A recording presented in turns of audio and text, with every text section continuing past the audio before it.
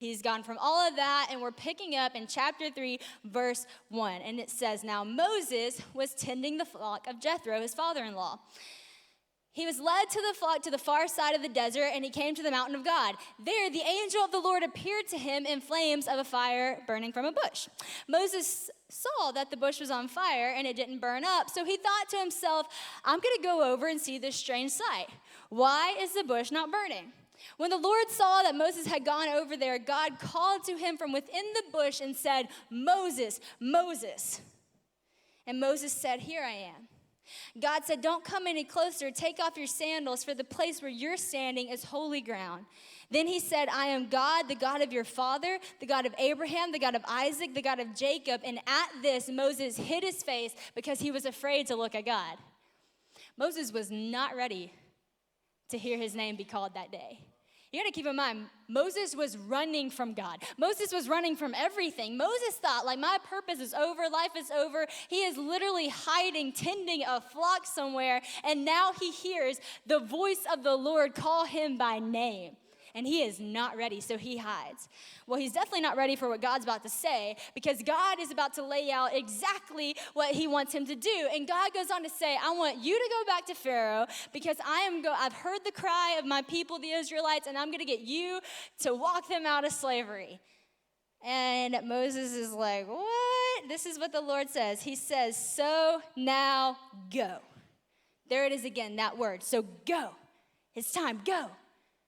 And Moses responds with, but who am I that I should go to Pharaoh and bring the Israelites out of Egypt? And God says, I will be with you. He then goes on to say, I am who I am, actually. And so I want us to get this idea in our mind that what does it look like when we start running with God?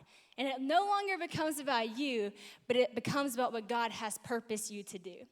You see, for me, my modern day Moses story, it was a little bit of a smaller scale than going back to Pharaoh and leading people out of Egypt, but it happened to happen in a track and field event, okay? So I used to go to OCS, and how many of you have ever done track and field?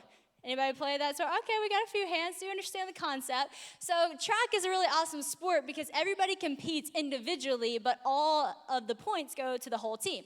And so for me, I was a javelin thrower. And to be honest, I kind of struck a deal with my coach as soon as I started playing. I told him, I said, I'd love to be on the team, but I do not want to run a single day in practice. I'm just not a runner, okay?